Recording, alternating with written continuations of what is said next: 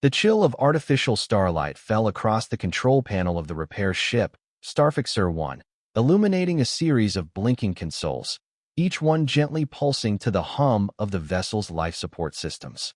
Alex Monroe, a wiry, dark-haired mechanic with calloused hands and an ever-curious mind, stifled a yawn. He had been adrift in this silent quadrant for nearly 4 days now, assigned to routine repairs on defunct satellites and minor trade vessels that passed through the region. But routine was never something he wore well, and he found himself longing for a little excitement to break the monotony. The moment he allowed his thoughts to drift, however, the proximity alarm shrieked in protest. Jerking upright, Alex rubbed his eyes, scanned the console, and read the blinking text that indicated the presence of a vessel drifting just a few kilometers away. Suspicion mingled with curiosity. No official flight plans had shown anything in this area. Then the meaning sank in. The ship was in distress, its life signs dangerously low. Quickly, he initiated scanning protocols, receiving partial data that told him this was a craft unlike any he had seen before. The hull composition was crystalline, faintly radiant even at a distance, shimmering with unearthly colors beneath the starlight. Despite the risk and the possibility of salvage loss, Alex couldn't simply ignore a call for help. Against the distant chatter of his dispatcher's warnings, "Wait for clearance, no approach authorized," he flipped the manual override, set the thrusters, and began his approach. The hull of the strange craft was riddled with microfractures, glimmering hairline cracks tracing web-like patterns across the transparent plating. It looked strangely fragile, as if a forceful impact might shatter the entire vessel. Yet, even in this battered state, a subtle glow emitted from deep within. Alex guided the Starfixer 1 into a docking position, heart thudding with an electric pulse of both anxiety and excitement. There was something otherworldly about this vessel, something that compelled him to press on, no matter what dangers lurked within. Once he had firmly secured his docking tube, Alex donned a pressurized suit, checked his life support gauge, and stepped through the airlock. The interior corridor of the mysterious ship was as silent as a crypt, illuminated only by intermittent bursts of soft, golden light that flickered from the walls. Like living crystal, the walls seemed to reflect not just light, but also vibrations. A gentle hum, almost like the distant resonance of a gigantic musical instrument, played in the background. The air was thin but breathable, though the atmosphere's composition was unlike standard oxygen-nitrogen blends. Alex pressed a button on his chest panel to filter out toxins. He moved forward carefully, boots echoing on a crystalline floor that reflected his own face, anxious and pale. The corridor twisted into a small chamber that resembled a cockpit. There, leaning against a shattered console, he spotted a figure. She was tiny, no more than half his height, her features finely carved in an almost delicate manner. Her skin faintly glowed, iridescent patches shimmering across her cheeks and arms, as though they were lit from within by some gentle power. Her hair flowed in gleaming tendrils, drifting slightly in the compromised gravity. She was unconscious or perhaps deeply exhausted. Alex could see a small spatter of violet fluid. Her blood, he realized, at her side, staining her crystalline control panel.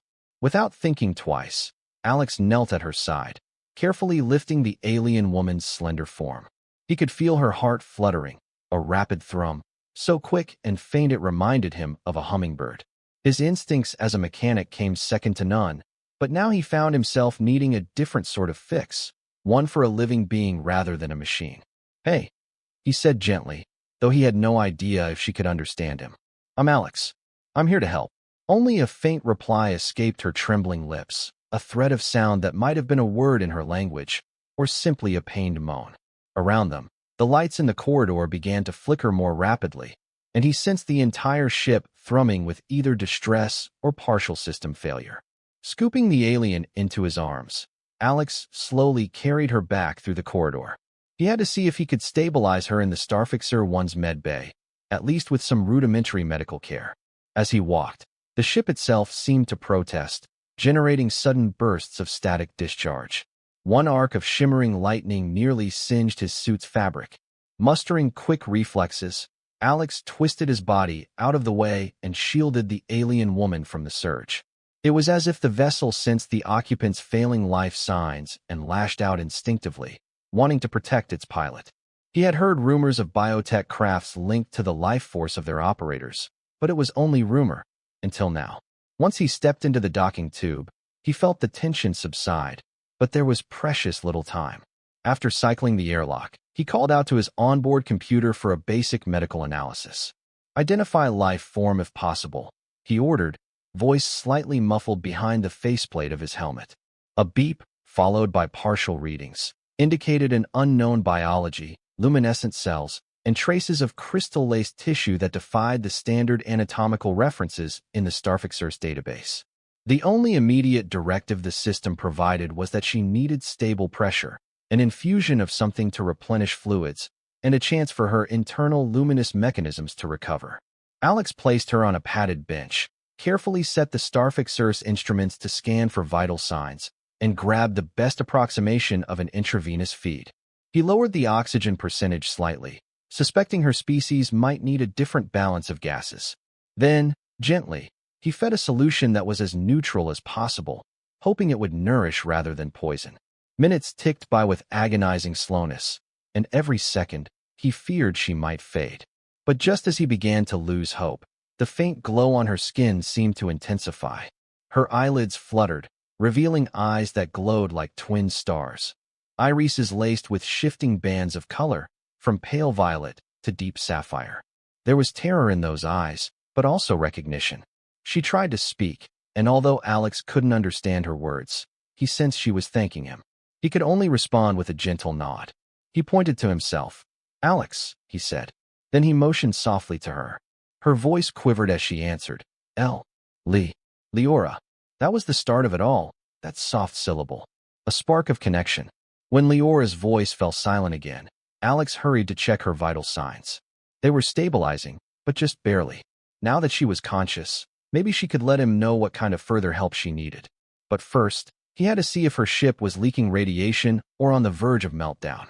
The last thing he needed was a catastrophic explosion. Letting her rest, he made his way to the cockpit, scanning for abnormal readings.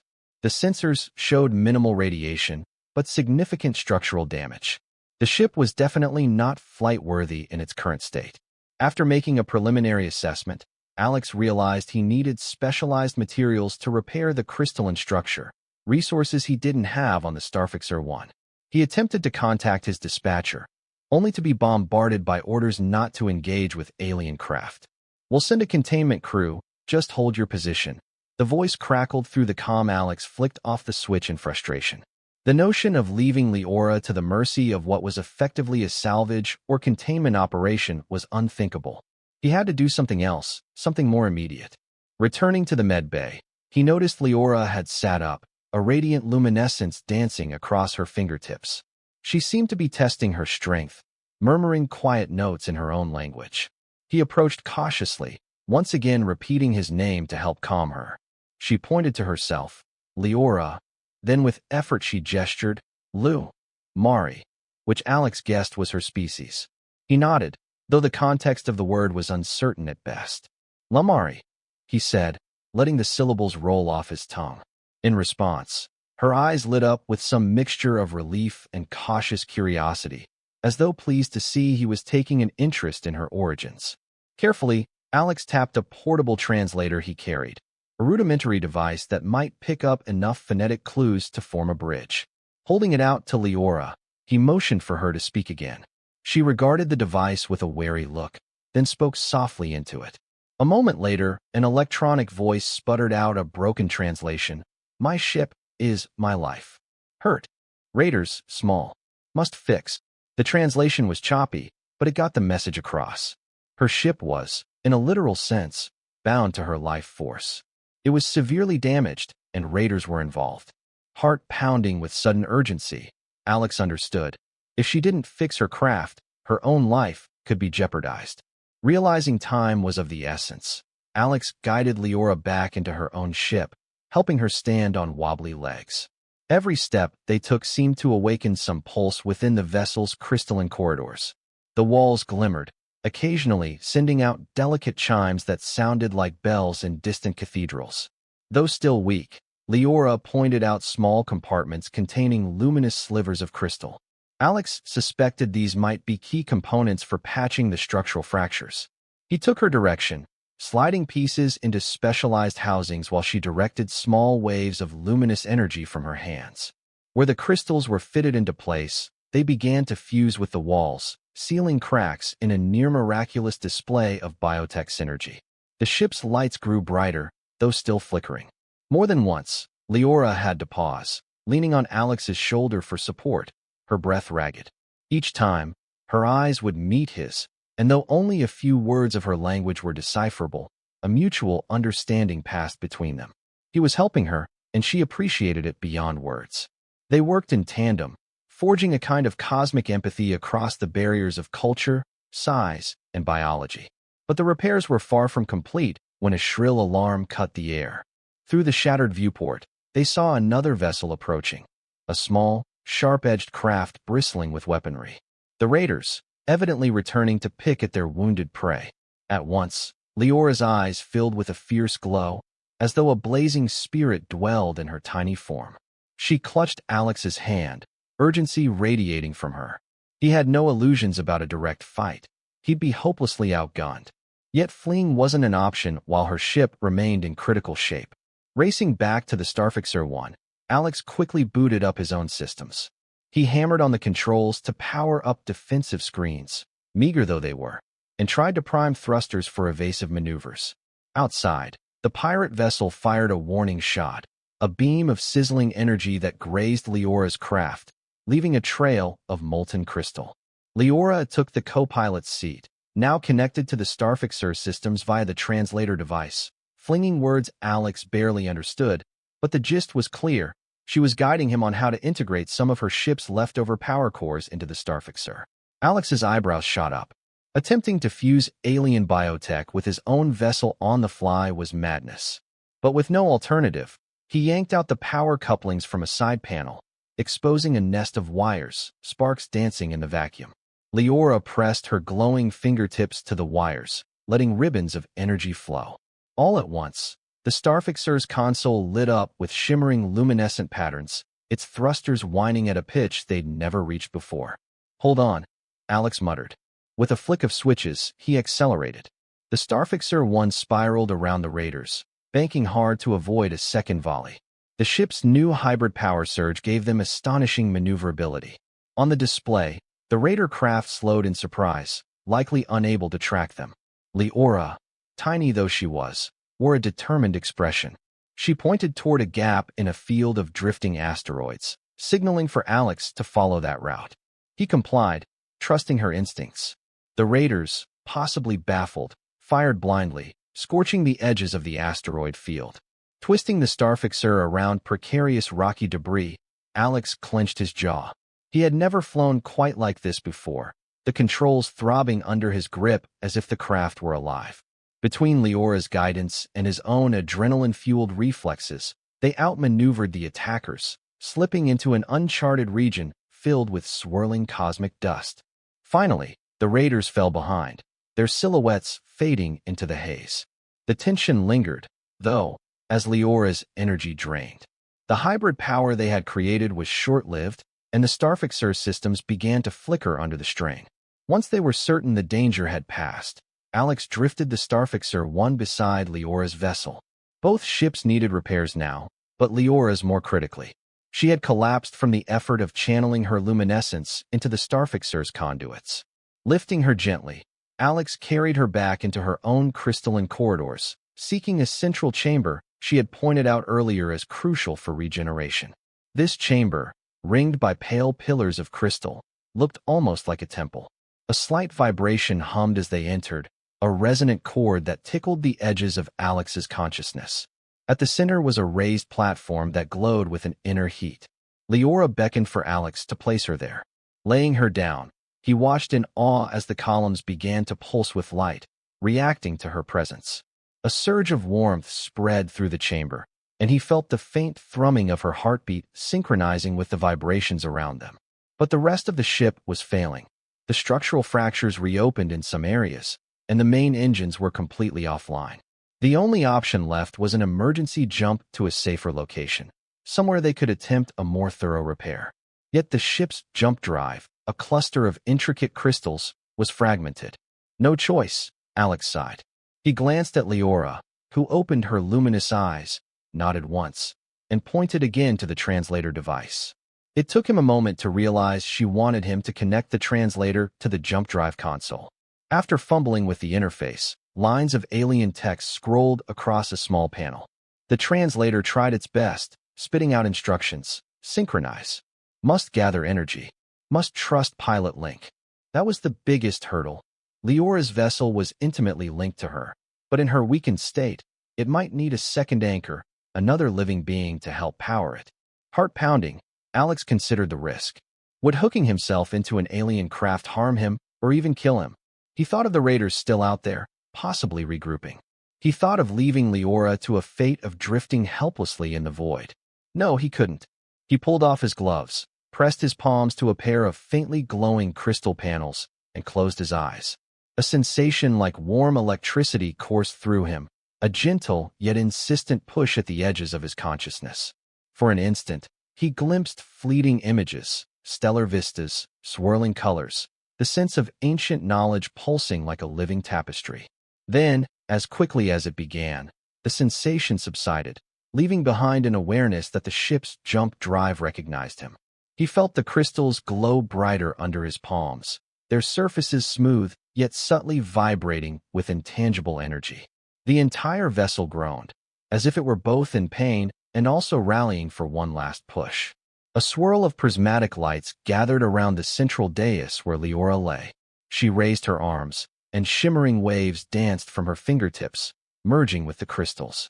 Alex gritted his teeth, the presence inside the ship pressing at his mind, seeking union with his own life force. Then, in a pulse of brilliance that left him dizzy, the jump drive activated. The ship lurched violently, the interior shimmering like a kaleidoscope. A crescendo of sound, like the ringing of 1,000 crystal bells, flooded Alex's ears. He clung to the console for dear life. Then, just as the noise reached an unbearable peak, everything went still. When his vision cleared, the swirling cosmic dust and the asteroid belt were gone. Instead, they were in the calm of open space, stars glimmering serenely, the raiders nowhere in sight. But the jump had cost them dearly. Much of the ship's reserves were drained, and the battered hull moaned under the stress. Worse yet, the navigational array had cracked beyond simple repair. Leora lowered her arms, her glow diminished. Wiping beads of sweat, or some luminescent equivalent, from her brow, she locked eyes with Alex. The translator picked up soft, halting words. "We must find safe place." Alex's mind spun. The only place he could think to go now, where they might get the resources for something this advanced, was Earth. Yes, Earth might be wary of unknown aliens, but it also housed countless research labs, engineering hubs, private tinkerers. He himself had a small workshop in a coastal region that was known for its quietude and open-minded community. Though the trip would be long, they had little choice. Summoning his courage, he nodded. "Yes, Earth," he said. "We'll go there." The next days blurred into a haze of frantic patchwork repairs and navigational guesswork. With Leora's ship barely holding together, they settled on a daring plan. Alex would tether her vessel to the Starfixer 1 and use his own ship's conventional warp engines to make the journey. It would be slower, but safer than trying to jump with a damaged crystalline drive. Leora spent most of her time in the central chamber, maintaining a kind of meditative link that kept her craft from deteriorating further. Occasionally, she would surface from her trance-like state to check on Alex, offering him encouraging smiles and the faintest brush of her glowing fingers against his arm, a gesture of gratitude. Alex, for his part, worked feverishly to ensure the tethering cables and warp synchronizers were stable. He had never attempted to drag a biotech ship through warp before, let alone one so intricately connected to its pilot's very life force. There were moments when he feared the stress might tear both ships apart, but Leora's unwavering determination steadied him. Between them, a growing sense of camaraderie, and maybe something deeper, took root. Their gentle exchanges, the way her luminescent eyes would linger on him when she believed he wasn't looking, began to kindle emotions he had never expected to feel, especially not out here, in the black void of space. Finally, after days that felt like centuries, Earth loomed on the scanners, a blue gem afloat in the darkness. Alex guided the Starfixer 1 and the tethered Lumari ship into a re-entry vector. The friction of atmospheric burn glowed around them, and for a terrifying moment, he thought the crystalline hull might shatter from the heat. But Leora's control was unwavering.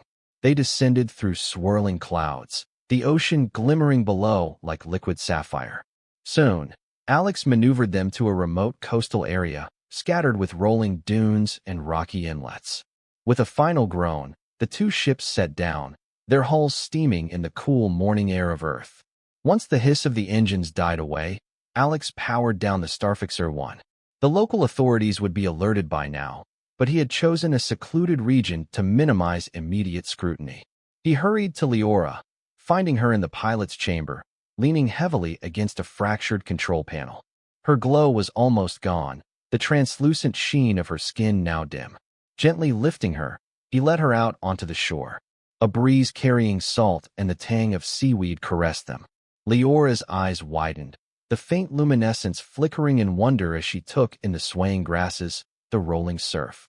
The translator only managed a few words. So much water. So much air.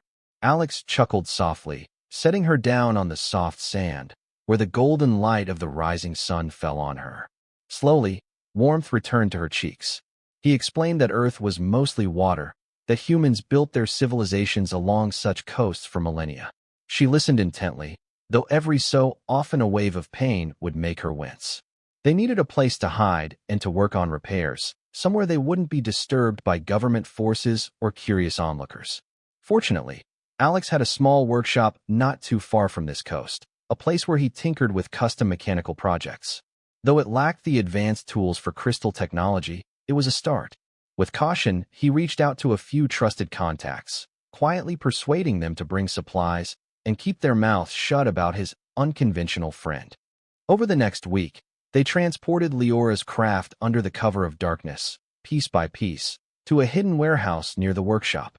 Leora, regaining some of her strength from the abundant air, water, and Earth's gentle gravity, began to guide Alex in the intricate process of forging crystalline patches and integrating them with more conventional human-made materials. It was a delicate ballet of engineering, each move requiring absolute precision, each new addition tested by the synergy between Leora's luminescent energies and the machinery Alex provided. The days turned into weeks, and in that span, Alex came to learn fragments of Leora's language beyond what the translator could parse. He discovered that the Lumari were not a race of conquerors or isolationists, but rather explorers, seeking to harmonize with different cosmic phenomena. They lived on a world of everlasting twilight, where crystals grew like forests and bioluminescent plants thrived in an eternal dance of soft illumination. This synergy of life and crystal had led to the development of their starships, each grown around a pilot who shared a mutual bond with the vessel. Leora's own story was one of daring exploration, assigned to map remote starways, until raiders, seeing her small craft and her diminutive stature, had thought her an easy target. In turn, she had proven them wrong, but not without severe damage to her ship and to herself. As the repairs continued, Alex recognized in Leora a spirit stronger and braver than anyone he'd known, human or otherwise. Despite her fragile appearance, a fierce resolve burned inside her, matched only by the gentle compassion that shimmered in her eyes when she looked at him. Sometimes, after hours of meticulous labor, they would stand outside the workshop, gazing at the stars beyond Earth's atmosphere. Leora, leaning against Alex's arm, would whisper about the constellations as she saw them, a tapestry of cosmic energy lines that connected galaxies like nodes in a living web. Alex found himself listening, transfixed not just by the wonder of it all, but by the sound of her soft, musical voice, which grew a bit stronger each day. The more time they spent together, the more he realized just how much he cared, how drawn he was to her luminescent soul. Their differences faded into irrelevance. What mattered was the bond they shared. As rumors spread of strange sightings along the coast, Alex took steps to protect Leora and her ship. He installed stealth shielding around the workshop, kept the project covert, and asked his few confidants to remain silent. Some local authorities snooped around, but he managed to deflect them with half-truths about new aerospace prototypes. Still, tension brewed. He knew he couldn't hide Leora's presence forever. The day inevitably came when a small scouting drone, belonging to a private security firm, captured faint images of the glowing crystals. Hastily, Alex and Leora prepared to move the ship again. But the next morning, an official-looking convoy arrived, led by a stern-faced woman in a dark uniform. They demanded entry to investigate potential alien technology. Fearing a confrontation, Alex and Leora slipped out through a side exit, the luminous alien hooded to conceal her features. But the authorities had the area surrounded. A tense standoff ensued, until a voice from behind the official lines called out, "Hold your fire." A tall, gray-haired man emerged, wearing the insignia of an independent science consortium. He recognized Alex from a previous job, recalling him as a skilled mechanic known for unorthodox solutions. Taking a more diplomatic approach, the man requested to speak with Leora. Torn between caution and hope for a peaceful resolution, Alex nodded to her. The translator device picked up her trembling words. "I pose no threat. I only wish to repair my vessel." The group listened, uncertain.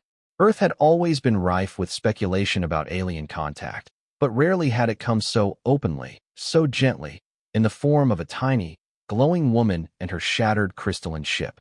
When she stepped forward, unveiling her glowing face, there was a collective hush. Even the stern-faced official seemed momentarily stunned.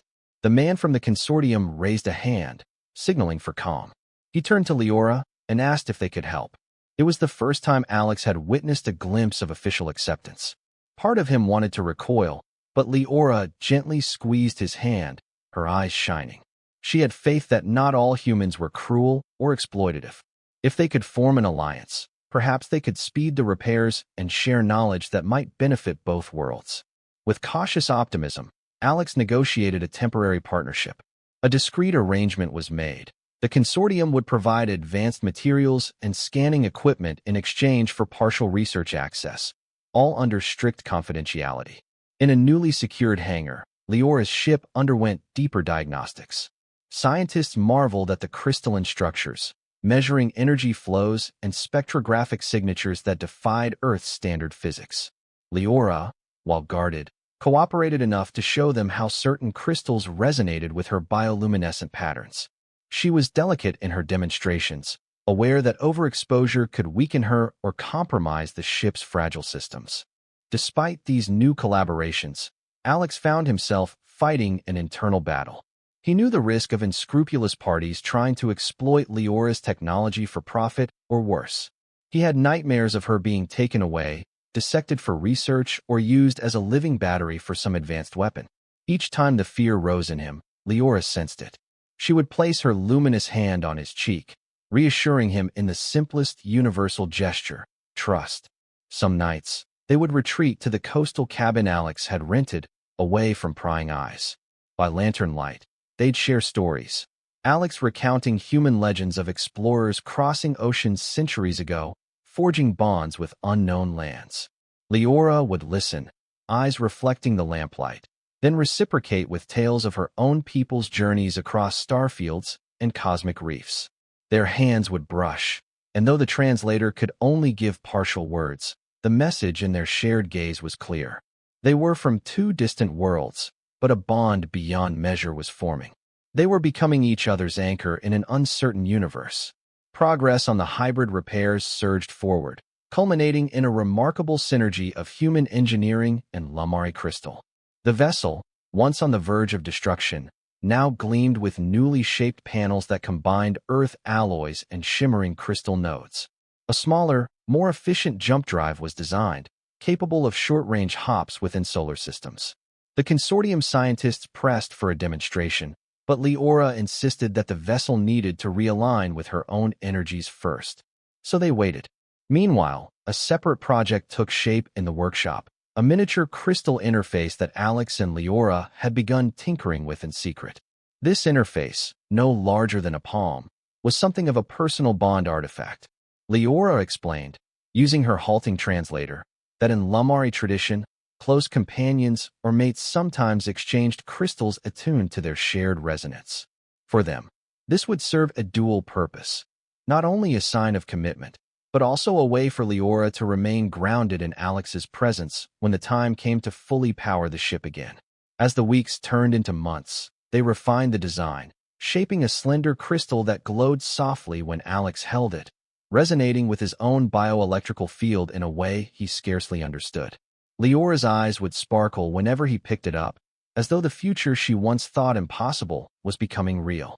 In their quiet moments, Alex felt the weight of that crystal in his hands like a promise. He wasn't the kind of man who had ever dreamed of a traditional life, certainly not a marriage in the conventional sense. Yet here, with Leora, the notion of forging a bond that transcended the boundaries of species, distance, and culture felt not just possible, but vital. She was not just an alien visitor in need of help. She was someone who had awakened a longing in him for connection, for unity in a cosmos so vast and lonely. Tension flared anew when a group of corporate spies attempted to infiltrate the hangar, aiming to steal data on the crystal technology. Leora sensed the intrusion through the ship's empathic link, and Alex confronted them, narrowly stopping the theft. The consortium's leaders realized they could no longer keep the project under wraps indefinitely. Pressure from higher authorities grew. Plans were hastily formed for a more official unveiling, one that would present Leora and her technology as a peaceful, cooperative venture. Alex worried about the consequences.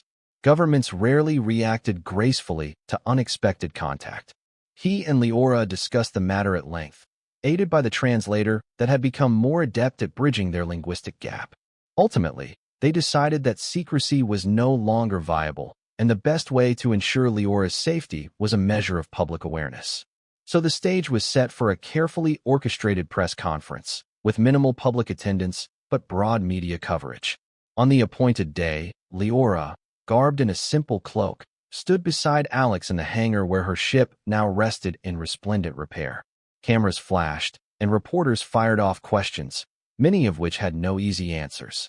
Through the translator, Leora spoke of her home starfields, of the calm pursuit of knowledge that characterized the Lumari. She described how she had been ambushed, how she found refuge with a kind human who refused to abandon her, and how they had come to bond in ways deeper than mere survival. When a skeptical official asked about weapons, Leora looked puzzled. The translator rendered her response. "My people do not build weapons as you know them. We cultivate resonance with life." Some in the crowd scoffed, but others seemed inspired. It was a revelation that perhaps not all advanced beings sought conflict. Alex squeezed her hand, pride stirring in his chest. He had never expected to stand before the world as a spokesperson for an alien encounter, but for her sake, he did it.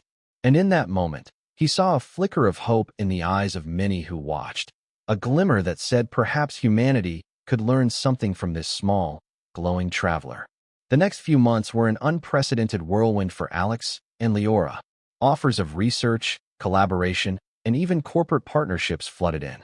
People clamored to get a piece of Lumari tech, sometimes at the expense of ignoring Leora's dignity.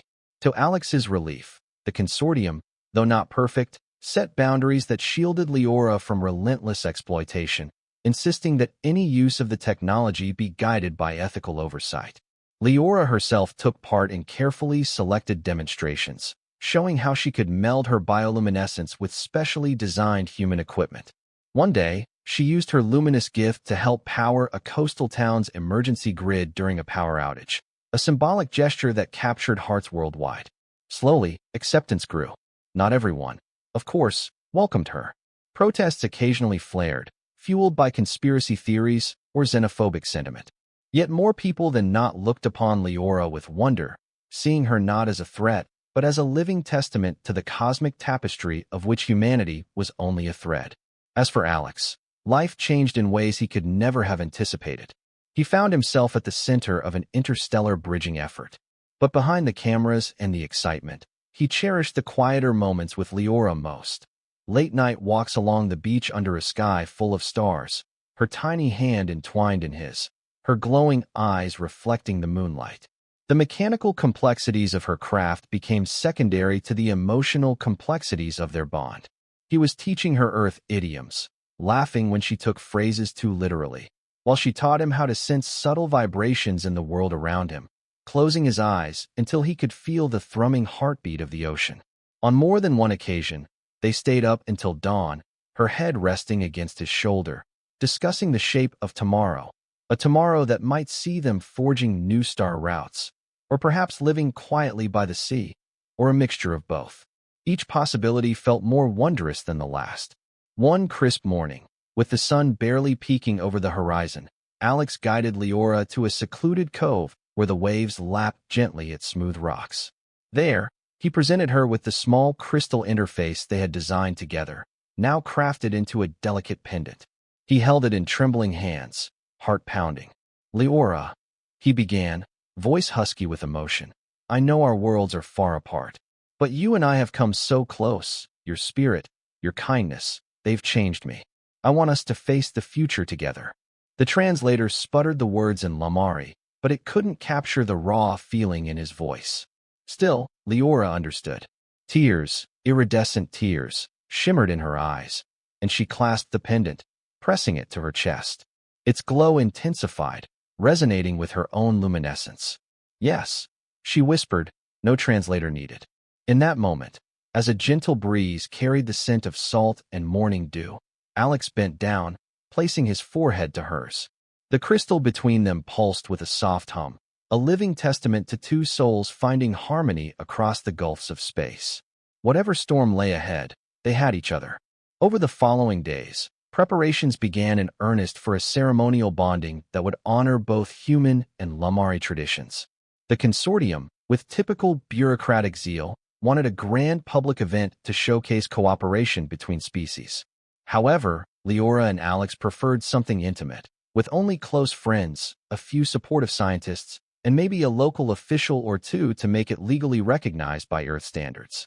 The bonding day arrived, bright and cloudless, with the ocean glittering like a field of stars under the midday sun. Leora wore a simple gown of woven crystal fibers that caught and refracted sunlight in dazzling patterns. Alex donned a formal outfit, somewhat rumpled as he'd never been one for pomp.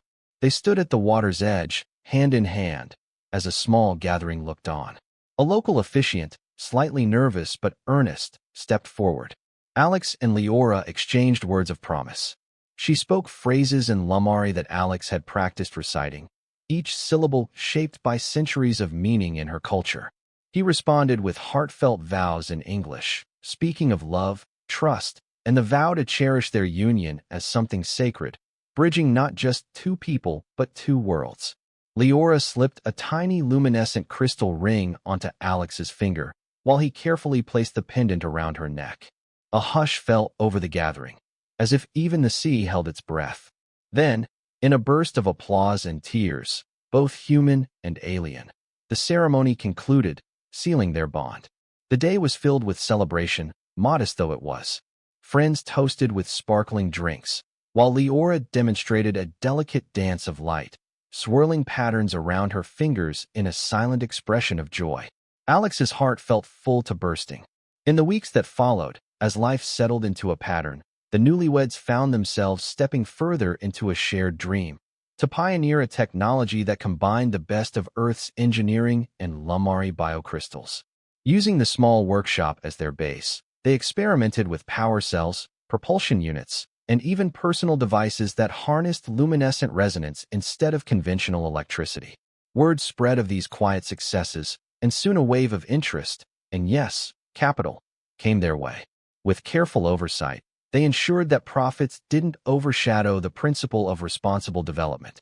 More than once, Leora declined lucrative offers from corporations that would have exploited the technology for purely militaristic aims. Alex admired her unwavering moral compass. Their home, perched near the coastline, became a sanctuary for shared discovery. At night, they often strolled along the shore, feet sinking into the wet sand, the subtle glow of Leora's body reflecting off the waves. She would tease him about how tall he was, how he reminded her of towering crystal spires back on her homeworld, while he jested about her tiny stature, calling her the brightest star in a small package. Through it all, the translator device became almost unnecessary, as they learned each other's gestures, facial cues, and the deeper language of love that needed no words. They spent time building small things together. A lamp that glowed with Leora's energy, a mechanical sculpture that chimed with the rhythms of the sea. In these small creations, they found lasting contentment. Occasionally, they received news from off-world contacts, hints that raider ships still prowled the edges of known space, seeking easy targets like Leora's craft. The Earth authorities, still reticent to fully trust the cosmos, kept watchful satellites in orbit. Yet, with each passing day, the bond between Earth and Leora's technology grew. A few more Lamari explorers reached out through subtle transmissions, curious about this blue-green world that their sister had found. And though a new wave of cosmic visitors was not imminent, the seeds of interstellar friendship were planted. Leora sometimes spoke wistfully of her home starfields, the shimmering groves of bioluminescent flora, the singing crystal towers that resonated in the pink-tinged twilight. She missed her people, her family. Alex understood, offering her unwavering support. But each time she asked if he worried she might leave him one day, he would gently cup her glowing cheek, look into her star-filled eyes, and say, "Our bond transcends distance. Even if you journeyed across the galaxy, you'd carry a piece of my heart with you."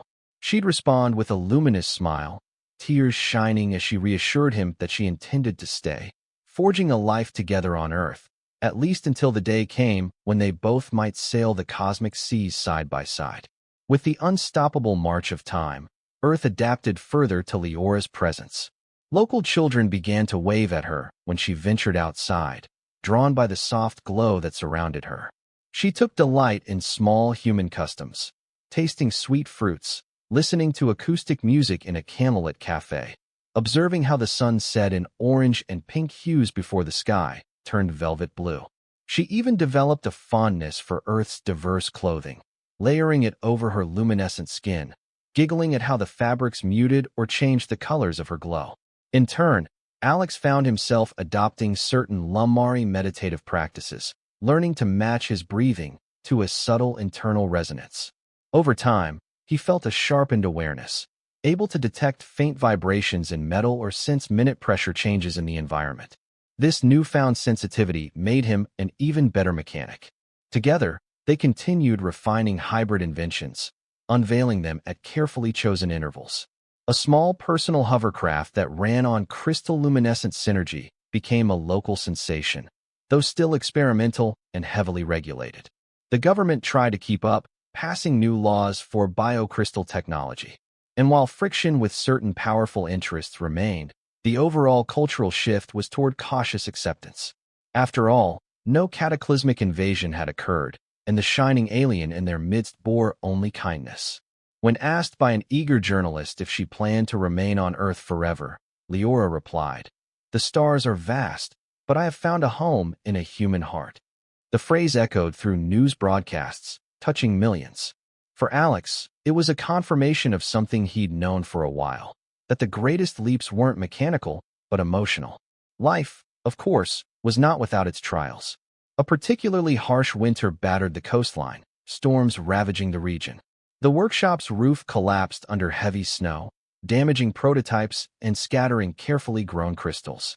Leora spent frantic hours rummaging through the wreckage, tears glowing on her cheeks each time she found a shattered piece of crystal synergy that had taken months to cultivate. Alex joined her, picking through debris by the flicker of emergency lanterns. Weariness weighed on them both, but they persevered, side by side. With the help of neighbors who had become friends, they rebuilt the workshop, fortifying it against future storms. Each setback only seemed to deepen their resolve. They also encountered skeptics who accused them of playing with dangerous forces, or who believed Leora's presence was part of some elaborate hoax. But as time wore on, such voices grew quieter, overshadowed by the tangible improvements in local infrastructure and the undeniable empathy Leora radiated wherever she went. Slowly, methodically, they created a place for themselves that was half Earth, half Lamari, a small haven of shared dreams. The day came when Leora's vessel was deemed fully operational. A ceremony was planned in the same coastal hangar where the press conference had first introduced her to the wider world. Supporters, scientists, and a handful of officials gathered to witness the ship's test flight. a short hop into low Earth orbit and back. Leora, glowing with anticipation, invited Alex to join her on the flight deck.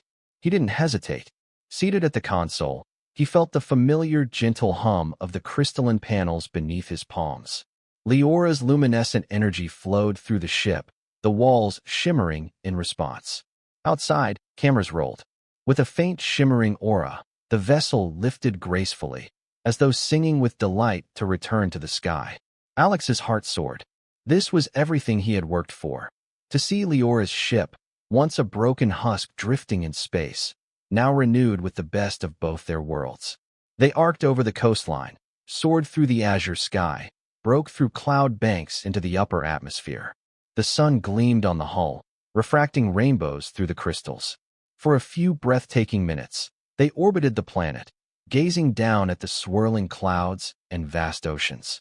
Leora's hand slipped into his, and he felt her quiet wonder mirrored in his own eyes. Then, softly, they descended, the ship expertly maneuvering through re-entry. A triumphant landing concluded the flight, greeted by applause, cheers, and tears from those gathered. In that moment, any lingering doubts about Leora's intentions, about her gentle heart, seemed to vanish in the wash of mutual joy. Following the successful demonstration, the collaboration between Earth scientists and Leora's knowledge blossomed. While some aimed at purely commercial applications, others dreamed of bridging cultural exchange, forging a path for Lamari ambassadors to visit Earth openly. The once secret project was transformed into a beacon of possibility. Alex and Leora continued to refine technologies, balancing progress with caution. They formed a small company specializing in hybrid engineering, employing bright minds from diverse backgrounds, all united by the sense of wonder that came from touching the edges of cosmic mystery. Their flagship design was a set of crystal engine pods that could retrofit onto older satellites, granting them extended life and reduced orbital debris. The project garnered praise from environmentalists, who appreciated the potential to minimize space junk. Through it all, Alex and Leora remained each other's anchor. They faced bureaucratic hurdles, corporate lobbying, and the challenges of combining radically different technologies. Yet, each evening, they returned to the quiet embrace of their seaside home. They kept the original Starfixer 1 in a small adjoining hangar, a reminder of how they first met, how two solitary souls overcame fear and distance to find each other. One summer evening, bathed in the soft glow of twilight, Leora led Alex to the shoreline. The day had been hectic, dealing with new prototypes and negotiations with a major aerospace firm. Now, the gentle rhythm of the tide beckoned them. Leora seemed pensive, her eyes reflecting the setting sun. Through the translator, she admitted a longing to show Alex more of her universe, to travel beyond Earth's skies, just the two of them. He squeezed her hand, understanding the call of the stars that still burned in her. He admitted that he, too, wanted to see her homeworld one day, to witness the crystalline forests and share in the music of her people's resonance. But he also knew Earth was still adjusting to her presence. Leaving might jeopardize the fragile alliances they had built, or spark panic that they had abandoned their commitments. Leora's eyes shone with compassion, and she agreed that they should stay for now, guiding humankind's steps into the cosmos with care. Yet the dream glimmered, an unspoken promise that soon, perhaps, they would embark on a greater journey, forging not just a single repaired ship, but an entire fleet that might open star lanes between Earth and Lamari. For the moment, though, they found contentment in each other, in the knowledge that the hardest part, finding one another, had already been conquered. As time rolled on, the once remote possibility of open contact between the Lamari and Earth grew into a budding reality.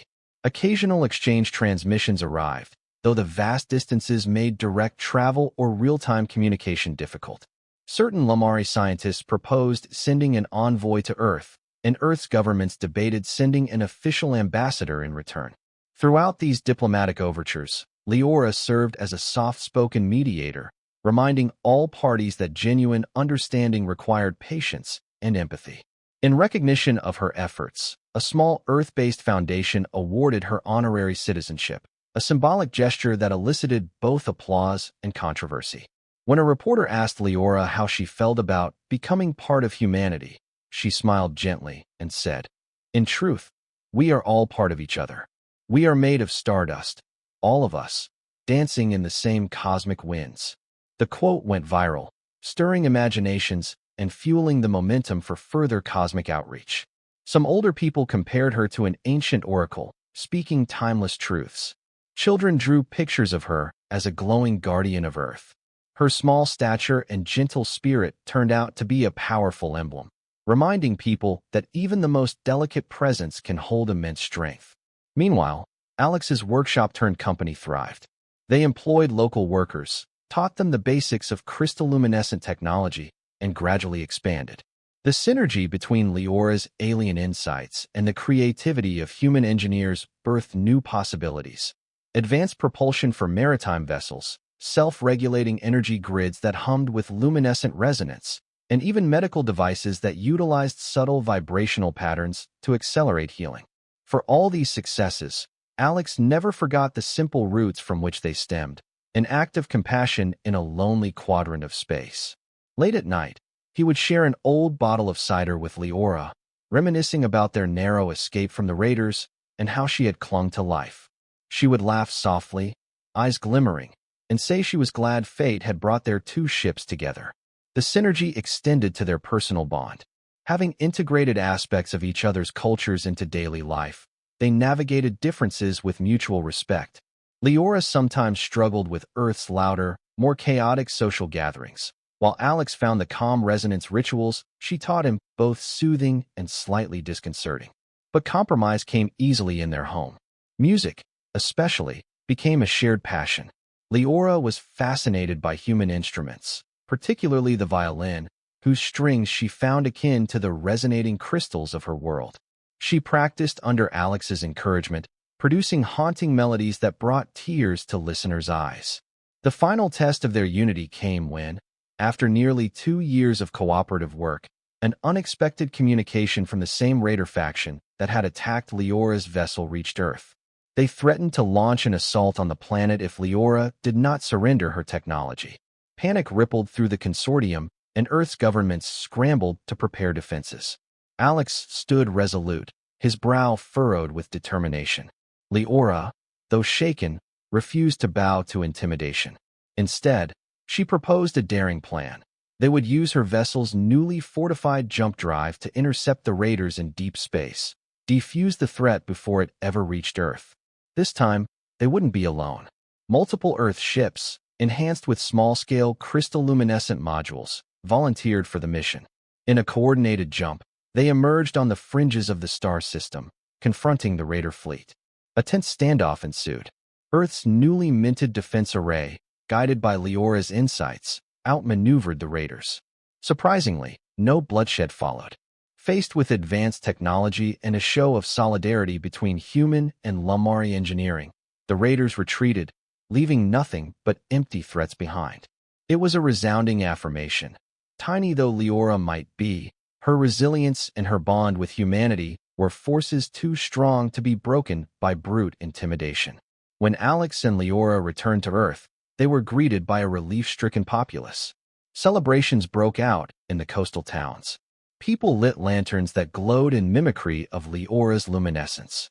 In a small ceremony, local children presented her with a handcrafted tapestry depicting a human figure and a Lumari figure standing side by side, wrapped in strands of colorful light. Leora could only smile through tears, pressing the tapestry to her heart. With the threat of raiders quelled for the foreseeable future and the bond between human and Lumari cultures growing ever more vibrant, Alex and Leora found themselves entering a tranquil, prosperous phase of life. Their workshop expanded into a research institute, training the next generation of hybrid engineers. Fresh calls went out for volunteers to study on Lumari's homeworld, while a handful of Lumari explorers considered immigrating to Earth. Diplomatic ties, once the stuff of fragile dreams, began to solidify into actual treaties. In the midst of these grand developments, Alex and Leora savored their personal joys. They built a modest home near the dunes, complete with a sunlit greenhouse where they cultivated both earth plants and tiny crystal seedlings from Lumari. The ocean's roar was their lullaby at night, the starlight their silent witness. Occasionally, they took short trips in her fully restored vessel, cruising the quiet edges of Earth's orbit, gazing down at the blue sphere where their love had taken root. And so the story, born of an unexpected meeting in the cold vacuum of space, came to rest in a place of warmth, hope, and promise. Alex, who once drifted between routine repair jobs, found life's greatest adventure in the gentle heart of a luminescent explorer.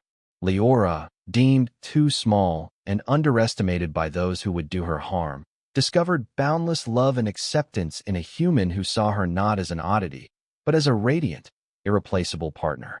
They proved, beyond all doubt, that love, like starlight, travels any distance, illuminating the darkness, transcending limitations, and binding souls together in a tapestry of wonder.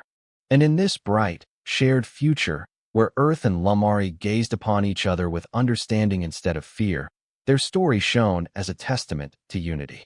For even in the vast silence of space, a tiny alien could find a home in a human heart, and together they could reshape the destiny of two worlds.